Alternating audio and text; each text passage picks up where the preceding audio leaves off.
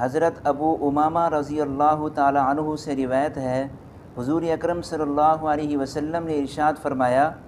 میں تم لوگوں کو اپنے اول امر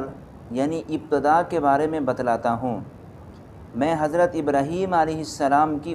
دعا ہوں، یعنی ان کی دعا کی قبولیت کا ظہور ہوں، اور حضرت عیسیٰ علیہ السلام کی بشارت ہوں، یعنی وہ نبی ہوں جس کی آمد کی بشارت انہوں نے دی تھی، اور اپنی والدہ کا خواب ہوں، یعنی ان کے اس خواب کی تعبیر ہوں جو انہوں نے میری ولادت کے وقت دیکھا تھا کہ ایک ایسا نور ظاہر ہوا جس سے میری والدہ کے لیے ملک شام کے محل بھی روشن ہو گئے۔ محترم و مکرم سامعین، اللہ رب العزت نے ہمارے پیارے حبیب حضرت محمد الرسول اللہ صلی اللہ علیہ وسلم کو کیا شان عطا فرمائی۔